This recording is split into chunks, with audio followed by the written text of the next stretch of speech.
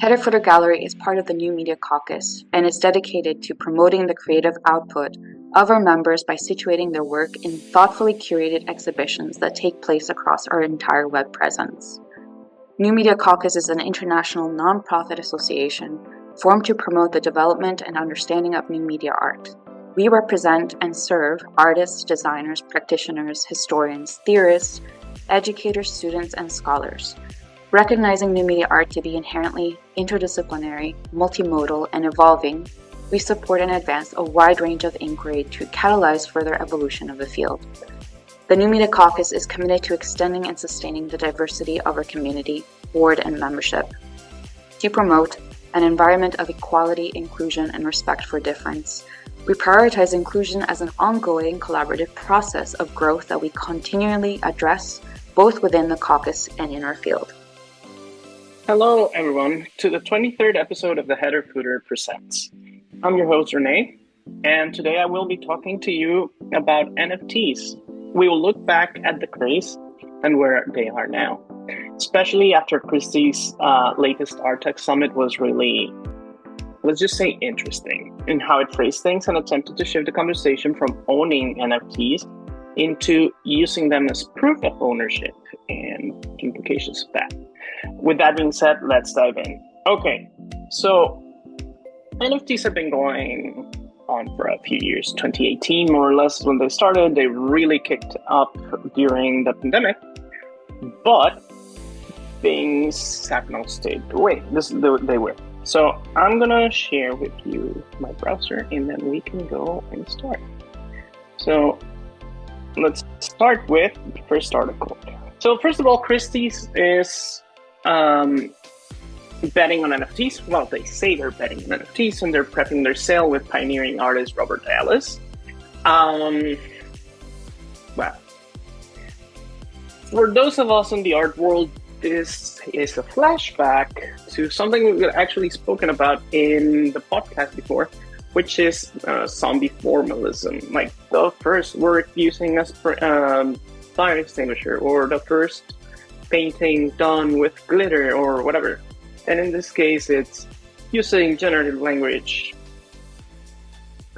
things. So this is before the actual symposia or summit, but they were talking about this. First of all, NFTs have absolutely tanked. Like, most of them are worth peanuts. And the ones that are worth something are not really worth anything, but we'll talk about that in a bit. Anyhow, so Christie is now revisiting the category of NFTs with a full circle moment. Holding a sale right over around 400 works with NFTs. They're even more expensive than the thing that people did, okay? So what they're saying is that it's visually stunning and somewhat evocative of art star Mark Bradford. Let's go and look at Mark Bradford as well. Paintings, okay? So the second when you start with this looks like something, your work really is starting to lose its strength. And yeah, so this is way more alive than, where is it? This. Absolutely much more alive. Look at this. So what it says is, and I found this really interesting, is like, the 400 auction invented live on the blockchain uses an algorithm called NLP, or natural language processing. There's one of the backbones of machine learning models, and it's adjacent to AI. Now we're separating NLP from AI because reasons. ChatGPT uses NLP, and other softwares use it, like other AIs use it. It's just part of it. It's like how it interprets what you're telling it. Anyhow. So it's a semantic algorithm that's good for categorizing text. It allows machines to understand not just the meaning of words, but their semantics. Not exactly. The algorithm was trained on a wide range of subjects and text. From where? Oh, Walter Benjamin to set Siegelbaum's artist reserved rights for transfer and sale agreement. I'm pretty sure this is still in copyright, and that would be copyright violations. Let's see. So this is 1971. Yeah, this is still protected under copyright. So they're admitting copyright. stealing content from people. Which is the thing. These databases are built using everybody else's content. Google's AI is trained on literally YouTube videos. And the other day I was talking to someone at ZKM who was telling me that their work, which also uses AI, which uses one of those pre-built AIs, when it doesn't understand something, it defaults to say, click like and subscribe. So that's like its safe home. Like one of the things that AI does is when it feels uncomfortable, it goes back to the feels. We should not be using this language. When the AI cannot determine a response, it defaults back to some default things.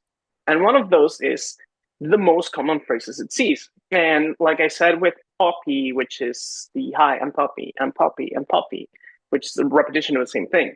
Even more repetitious than that, because that's each person has a different name, sort of. In YouTube videos, the most common thing is hit like and subscribe because it's the way that you drive your revenue. So this thing is it's just stealing content. It's evident. And in this case, well, they admit to it. So to find the semantic keywords or soul of the texts, and you don't need a machine, you need reading comprehension for that. Let's just keep it at that. Anyhow, the creation parallels the dynamics of the NFT space, which draws from lots of different histories. No, it does not. Okay, whatever. Think of libertarianism, the history of money, and how that has been engineered over time, the history of crypto anarchy. Let's just remember, one time we've had a full test run of of libertarianism and anarcho-capitalism. We had a town of a run with bears and trash because nobody paid for trash collection. Bears came in, they started attacking people, and nobody could say anything because there's no taxes, so no one took care of the trash. No one had fire services. Blah blah blah. Anyhow, so this is them putting their spin on this very lifeless, very derivative work, which is very, very sad. Anyhow, let's move on. I'm going to keep it open just in case to the actual thing. So this is the Christie's Art Tech and Summit 2024, which features Ken Adol, aka the Screensaver Man, Beeple, which is nothing. Like, have you heard from Beeple besides, oh, he sold this thing? I don't think so. And Sasha Styles, which really I'm not familiar with. I'm not going to comment on that. But the two-day event will explore how contemporary technology trends intersect with the art and luxury sectors. Announced discussion topics include AI in real life, art and its market, thoughtful luxury, and new paradigms in technology. The full conference program runs from 8 a.m. to 5 p.m. each day and can be found here, blah, blah, blah. Okay, well, that's fine. I'm trying to hide something that's going to pop up, and it's going to be interesting. So this year, Christie's proposed one of the paintings behind technologies that have defined our generation. It defined nothing. But the most prolific trends from the art world making this truly milestone event where art meets science. This is the most boilerplate thing you could ever imagine. And there's a reason for that. Foreshadowing. Anyhow, this year's event will be held partnership with MoonPay. MoonPay. By the way, that's a pun because they're going to the moon. We're thoroughly once again part of Christie, sort of blah, blah, blah, blah, blah. So this is just boilerplate, but there's a reason that this article was written by an NFT Now staff member, Cher, in collaboration with OpenAI's GPT 4.0. So this was not written by a person. NFT Now staff could be the janitor for all I know. It's the most dishonest, most broken, ethically, morally broken thing you can see. Anyhow, so the point is they can't even be bothered to pay someone to do it. But it also shows how NFTs are not the thing. It's AI now. We'll get to that as well. So this is afterwards, right? And this is actually, but okay. Let's look at this. Low NFT sales cost transition in the art world. Transition meaning we're dumping this. The state of the union, as they call it now. So I kind of like how they explain this because why it matters, mid market around the movers and shakers that aren't real about their relationship status with non-fungible tokens and its transition. Very questionable language, but whatever. Context-based gallery increases were early in embracing technology, and I've seen sale NFT profile pics in generative work, drawing millions around 2021. Build profiles around them like Peace Verso and Christie's 3.0. ArtNet News former editor-in-chief Andrew Goldstein observed that in recent conversations, both houses appear to be pivoting away from thinking about NFTs as their own category in the art world. They were never their own category in the art world. This was just trying to get the people that don't understand technology to go and buy something, because they were selling them for a ridiculous amount of money. So between the lines, his CEO, Mark Glimcher, said its foray into NFTs was artist-driven, and that while they might even prove useful in the art world's back office process, they're unlikely to get picked up. We know that there is a provenance verification opportunity here. No, it's not. I'll show you in a second. We all know it. No, we don't. And we all know that the art world is resisting it because it suggests transparency, which we say we want, we don't really want. No, that is true, but it's not why NFTs are being resisted. Absolutely not. It's actually one of the best ways to hide things. Unleash the power and people don't. Bro, you're Mark Glimcher. You're the CEO of Pace Gallery. You're not. You are. This is something that we see constantly, like people in power pretending that they're not the people in power. Bro, you are the people in power. I don't know who you think is the people in power if you don't think you are the people in power. Like, this is getting into weird areas. I'm not going to comment on that. It's absurd. Glimcher added that a 30,000 car has a title and registration, but that 170 million Modigliani does not. Yes, it does have a birth certificate of authenticity. Yes, it has a provenance document. You know this. You're being facetious, but he's obviously referring to this thing. But how do you think it got to 170? That's because we know who bought it and we know how much it sell for, and so on and so forth. Jesus, this is so misleading. Anyhow, NFTs represent an interesting application of technology, but echo Glimcher that buyers didn't seem to care so much whether their high price transaction was recorded on a blockchain or a regular receipt. No, because to the final person, to the owner, it doesn't really matter.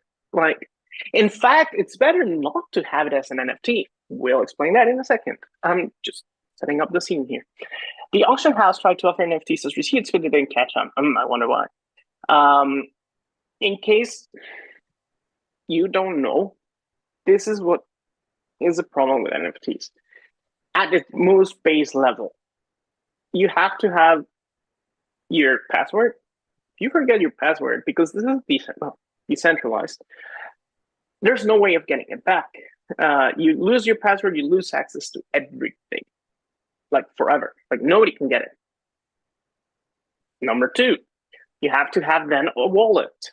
But a wallet, unless you're coding your own wallet, because it's not like a wallet, it's code.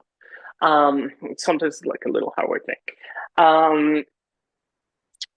Unless you're coding the wallet, you're not really sure that there's no way to steal something from that wallet through a backdoor, through malicious code, through just incompetence even. And it's happened, and we can find examples of how that works. Let me show you real quick. So let's go to all, and then we go to crypto wallet scam. So phishing scams is one of the easiest ways, but there's also hacks. Top 5 crypto scams to watch out. Crypto scams. And then let's look hacked. What do you do if your funds was stolen? Well, you're done. How scammers can drain your crypto wallet. There's so many ways to lose your wallet. But then there's also this key. And if you don't have the key, or somebody else has the key, you're done for, because then they're the ones with the access, not you, because there's no centralized authority to say, okay, well, this was stolen, you don't own the thing. Anyhow, so Um, it was really weird, but there was a lot about talk about QR codes for Ethereum addresses, which is like, okay. Mock scratch-off tickets, that's crazy. QR code with a closed mint. And NFT folk in the no, you don't say. Okay. But let's go into the whole thing of minting and how it fits. Weird flash. Someone. Okay. Yeah.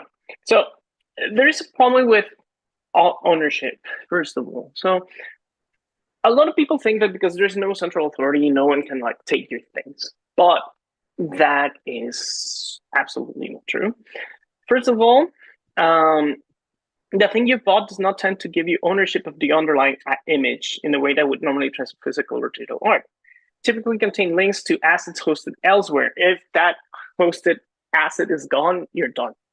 Because you don't own, and because it's non-fungible, once that one is gone, that's it. Not only that, I can replace the image in the hosted service, and then you own that new image or asset, whatever you want to call it. So they paid to have their wallet address etched into a database alongside a pointer to something. You don't really own it. Yeah, exactly.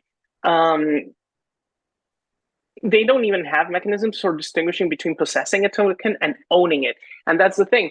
Possession means ownership in NFT ledgers.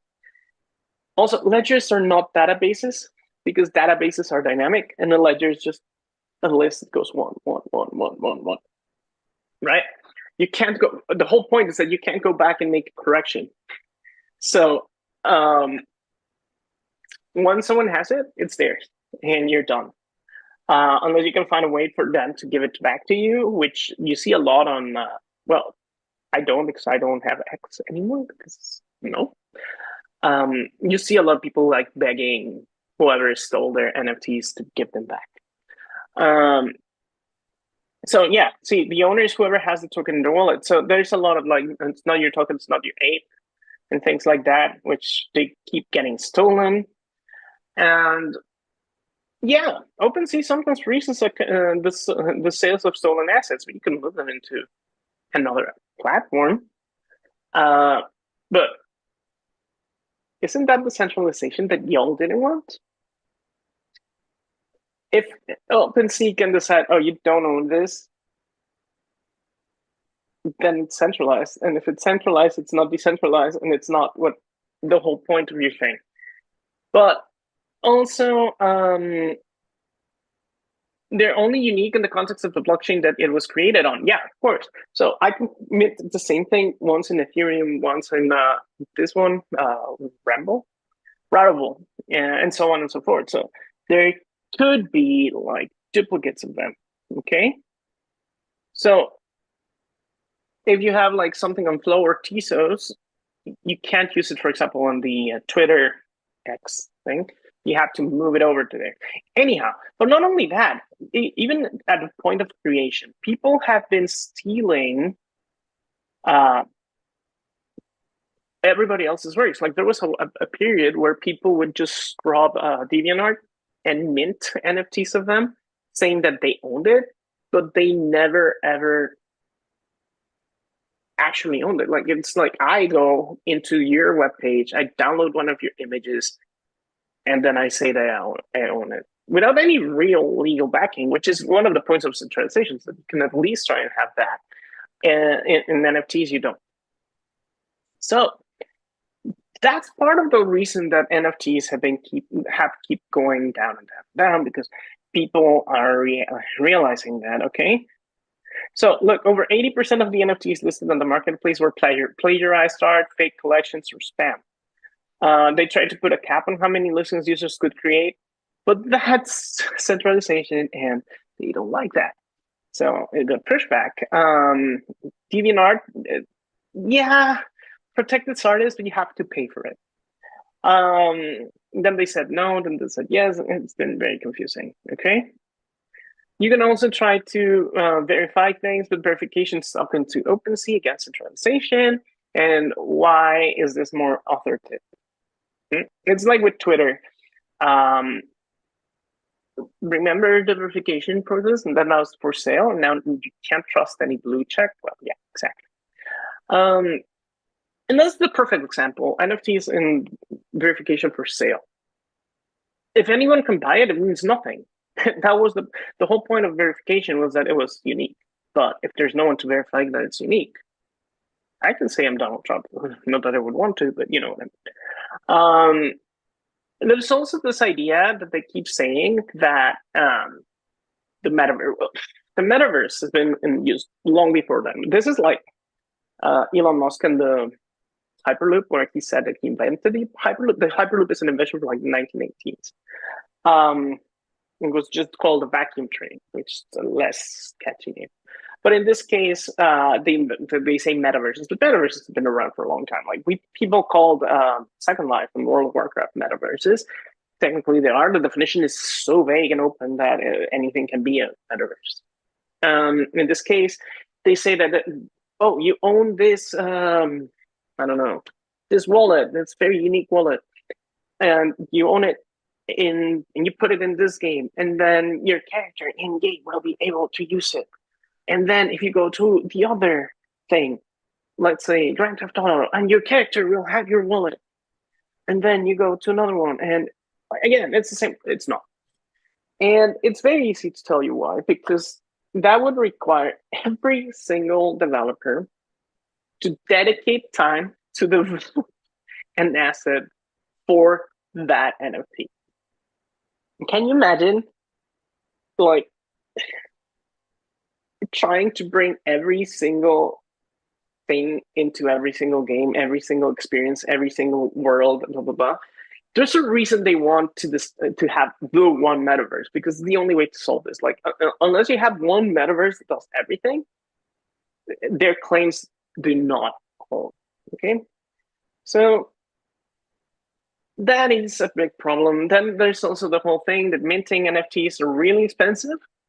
Because you have to make a token, then you have to put it on, and then you have to pay. It's ridiculous. Anyhow, and there's also like one of the biggest thing with this has been wash trading. Then we have things like rug pulls, and then there's royalties, which OpenSea pulled their enforcement of artist fees. So even that part of the NFTs is gone, when they were saying like, oh, this will allow artists to finally get paid for their work, and they will be owners of their work forever, and they will always see remuneration. The first thing the crypto bros did is try to get rid of those fees. You can go into their discords, because every single financial thing they do has to have a community, because this is not actual financial stuff. It's scam, MLMs. So when you're talking about community over, I don't know, return of investment and all those things, you know that something's up. In any case, for NFTs, you can see them always complaining, why do I have to pay the artist this 10% or 5% or whatever? And it's become so facetious and ridiculous. Like, that's how they sell it to artists, but in the background, they're like complaining about it. So, yeah. And then there's the wash trading here mentioned. Standards and royalty payments, which now have been gone. So, yeah, and then there's the whole point that even if you wanted to do like NFTs for physical objects, how, let's say this is my mouse. Do I put a sticker? Do I etch a QR code or something? I'm not expecting anything. I don't know what the door's ringing. There's nothing here. Why? What? How are they gonna do this? It makes no sense. So that's the same thing as a seal of authenticity. Like, someone has to stick it, and for that you need a centralized verification system.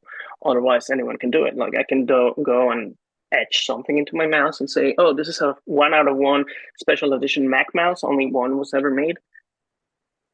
Well, who's verifying that, right? So NFTs are like that. Unless you have centralization, you cannot verify authenticity. And then there's this whole thing that you don't own the things. Again, the same thing.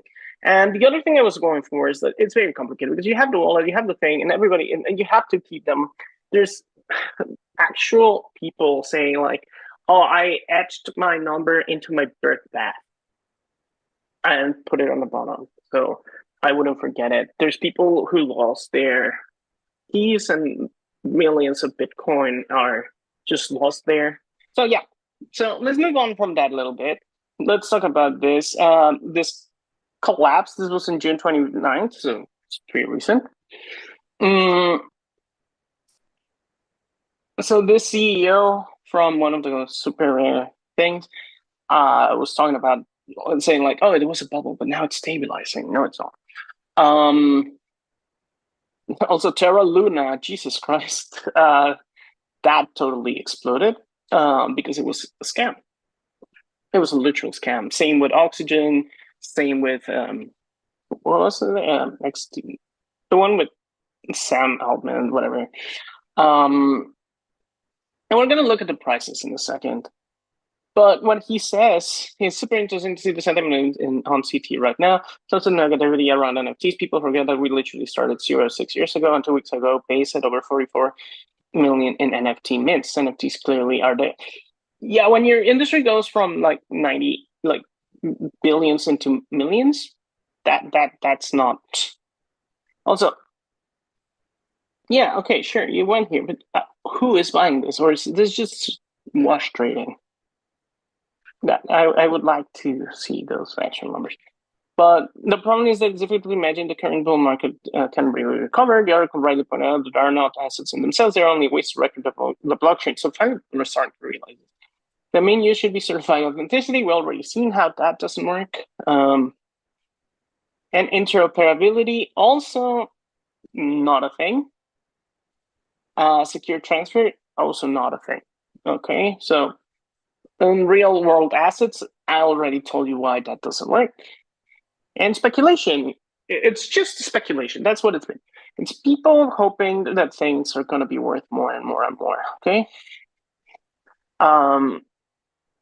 We're seeing this, for example, even with companies like Tesla, where it's wildly overvalued, but because they keep making these promises like full self-drive. He's been promising full self-drive since like for 13 years now. And every time the thing it's supposed to happen, doesn't happen because it can't happen because of technology realities. Anyhow, then we have the key feature of NFT has completely broken. Web3 was supposed to make the way more paid, not more. This is what I was telling you. OpenSea will stop enforcing royalty fees. So yay. One of the biggest things they were promising, gone. Then, and 95% of NFTs are ones, and the ones that aren't have plummeted in value. Even like the big ones, like the apes, are really worth nothing. And a lot of them are just being kept propped up because there was nothing really there. Let's look at this.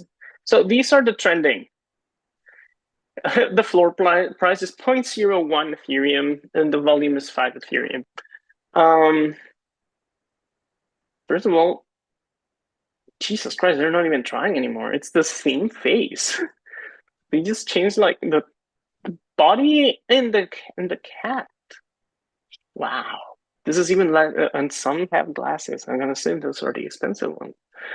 Wow, this is even less effort than normal for NFTs. At least the apes changed their facial expressions a little bit. We have a different color. So 0.015 Ethereum. Let's look at price low to high. No, let's go high to low. So 420 Ethereum for some reason. Number of sales one. So it's a 0.0065 Ethereum. And you're trying to sell this for $1 million? This. $1 million. I mean, if you didn't know, need to see like more. Okay, look at the offers. $37, $36. I mean, even at $30, it's overpriced. One offer 15 below. So here you can see the actual real price. Wow.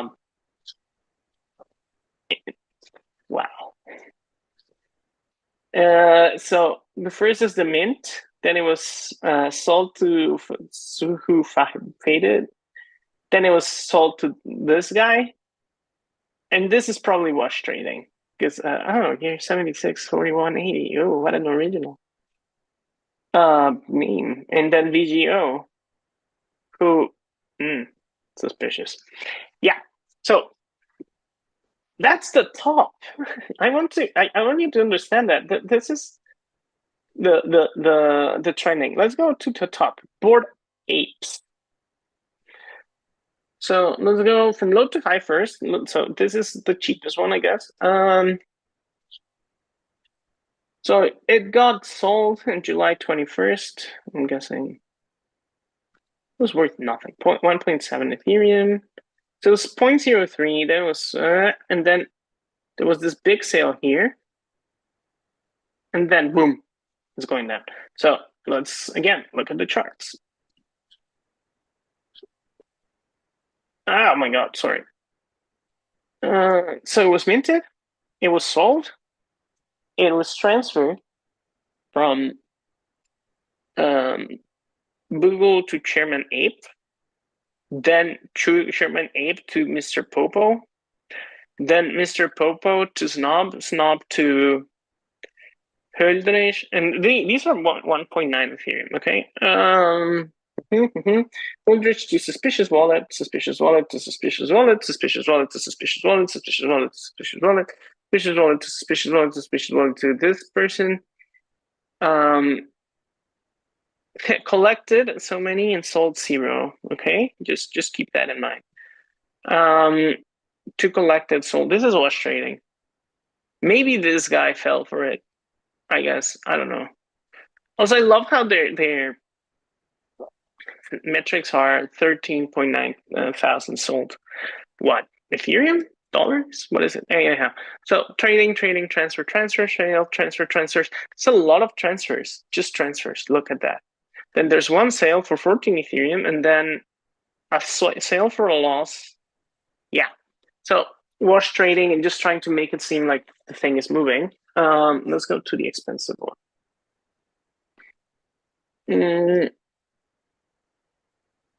High to low. Oh my God, this is horrible. So, well, why is this 1,420 Ethereum jet has been sold for 1.5? Interesting. So again, it was minted. It was sold once for 290 Ethereum. It was sold to someone else for WETH, just a different coin. And then it's been just transfers. So the last time it actually moved was 3 years ago. And since then, nothing has happened. Yes, it has value, but the point is it's been on sale. I can buy it now for $4 million. I don't know why I wouldn't do that. But look at the offers. Like people are offering $29,000, $29,000, $29,000, $29,000, $29,000, $29,000. This is suspicious. And it's the same person over and over. Look at that. So this, what it's doing is trying to keep the market active. It's trying to make it seem like there's trading happening. Look, in 4 minutes, in 3 minutes, well, it's the other way around. In 4 hours, in 4 minutes, in 3 minutes, in 4 minutes, in 4 minutes. So it just keeps making offers just to keep the thing moving and making it seem like there's demand for them. But there's clearly no demand. It was sold once for a loss. The only person that actually made money here is the person that minted it and sold it the first time. And again, I can just click here, copy image, I have it. I don't know why I would want to, but there we go. So that's the thing. Let's look at this, just in case you're looking. So Web3 is just going just great, right? Like Monoswap hacked for at least 1.3 million. DVX exchange website compromised amid sale announcement.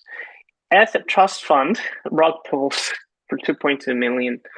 This website is so entertaining. RH Markets Lending Protocol lost a 7.6 to apparent white hat. Was there exchange hacked for 235 million? Trip.com accused of rug pull. Users of Li-Fi protocol suffered losses of at least 10 million. 3 arrests made in relation to MetaMax pyramid scheme. Minterest hacked for 1.4. Dog Finance hacked for 1.9. Popular DeFi protocols website replaced with wallet drainers. And see, this is what I was telling. Like, unless you code your own wallet, like this is going to happen to you. Doja Cat's Twitter account hacked to promote meme token. Byte sensor globes drained. Silvergate. So it's just complete, and this is how much money has just gone. Logan Paul files a defamation lawsuit over CoffeeZilla's project, which is funny because CoffeeZilla, like the evidence that Jake Paul uses to accuse CoffeeZilla is the evidence that CoffeeZilla uses to make the accusations. So by doing that, he's proving that he's not just slandering him, but whatever. Let's go into art theft, bad idea, bug, bummer, collapse, contagion. No. Tech, DAO, DeFi, NFTs. So the Logan Paul thing, Bored Ape themed fast food restaurant shuts down. Wonder why? Lunchables, crypto games exploited for 62.5 million. Previously rug pulled Lucky Star's current project somehow rug pulls again. Wilder World Game suffers 1.8 million, blames contractor. Remilia Collective reports multi-million-dollar hack. NFT prompts discloses art hack. So we've moved away from art and we've moved into games. And that's a very funny thing. Well, it's not funny, but because they're trying to reinvent the loot box, but worse. Which, I mean, people don't really like loot boxes. Games actually moved on to season passes, which are just as bad. Creator of Roboto's NFT project, once collaborating on a TV series with Time Studios, accused of rug pull. Yuga Labs bungles free other side NFT drop. Dwight Howard's NFT project flops. Luis Rubiales' NFT launch condemns radicalism and feminism extremism and describes Elijah Salt as a small mistake. Okay. GameStop is shutting down its marketplace. Yeah, that was a thing. I mean, so Long Hexagon Twitter removes NFT picture profile support. On that, Ape Society creator charged over rug pull. Top tier NFT stolen in NFT trader hack. Donald Trump, Ethereum project scrambled to address widespread smart contract vulnerability. So NFTs in the art world kind of just fizzled. If you actually go, let's see, NFT British Museum. Yeah, they demean themselves. We know that, but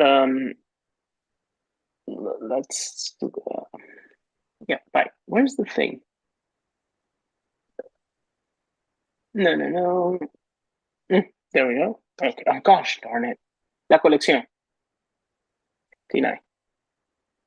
So they're still doing this thing where they're selling Discover more than 100 artworks on this, not that many. Let's click on something. Collect now. Okay. Weird choice. Babel. Oh, that's horrible. No. I don't want exhibitions. I thought I was gonna. Okay, fine.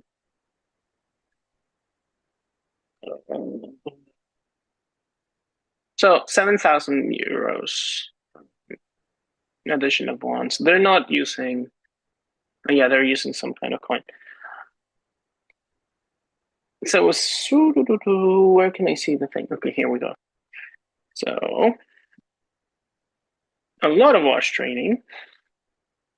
Same wallet. Safe transfer. Oh no, it's not the same. No, yeah, it is the same wallet. Okay, I don't know what's happening here.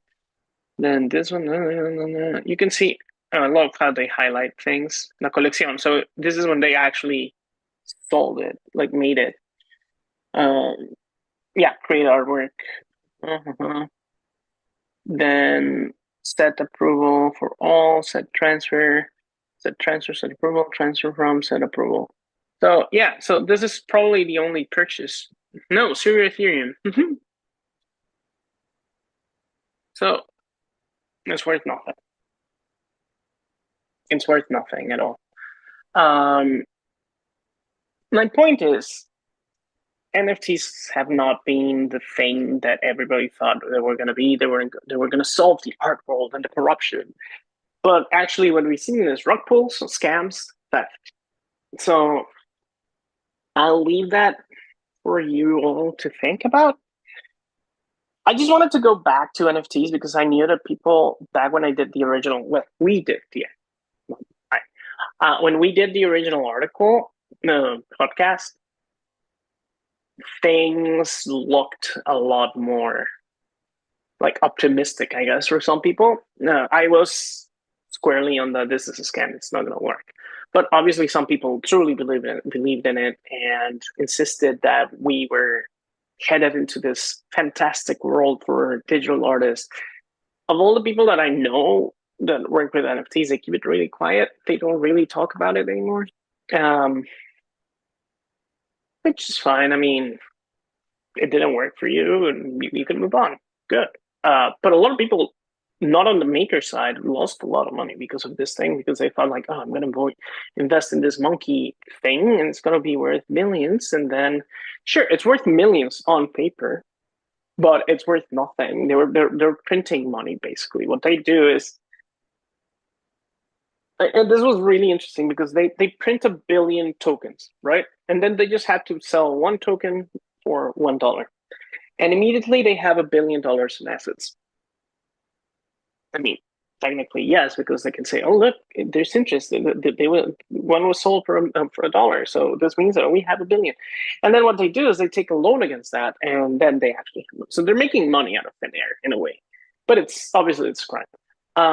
So a lot of them are getting caught, and I don't know how the British Museum decided this was a good idea. It kind of made everyone be like, "Ugh. What's going on here?" And the NFT bros don't care about the art themselves. So unless they're seeing like these big numbers and they're shifting and all that, because honestly, if you want a picture of the wave, just buy it. Like you can buy a print and you actually own it. Is it the original? No. Is the NFT original? No, it's not. It's even less of an original than the print. So the British Museum, what it did is it proved the worthlessness of their own NFTs by selling the pictures in the look. Let me show you. I can own it for £15. Any of them. Some of them for £5. £15, £15, £15, £15, £15. Let's say I want this one. I think this one actually inspired Van Gogh. Oh, and it can be framed. It's a 40 by 29. Let's see how much an 8 by 58 is. That would be, where's my price? £160. For £160, I can own a framed copy of the print. Or I can pay 7,000 euros and have to waste my own electricity to show it on a screen. Or I can just have it printed. And oh yeah, when they stop posting that, it's gone. Or I could just buy the print for 150. Or if I want to go for something smaller, 80 euros. Let's go for a small one. Why not? 60. Let's say we don't want it framed because I have my own frame. 50. Let's go for the extra large. 60 euros, pounds, sorry, without the frame. And I can have it framed with a nicer frame, probably for less than the 160, plus the shipping and everything. So for 60 euros, I can own it. I can have it. I can look at it any day I want. I can touch it. Or I can pay 7,000 euros for a receipt. With that, I don't think I have anything else to say for today. I want to thank you all for coming to watching our podcasts and our little talks that we have here. This time, Constanza was not available. She's out on vacation, which is well earned for her. So I'm holding the fort. And oh, we do have an announcement. We are actually moving to the main New Media Caucus channel. I'm gonna try and keep like a couple, like the next 2 or 3 in the original channel for now, and then we'll do the full transition, just so people that skip this one will know. But yeah, so we're moving to the main New Media Caucus channel. You'll probably see it there. I'll put a link in the description as well. And all I want to say is thank you for watching, and I'll see you next time.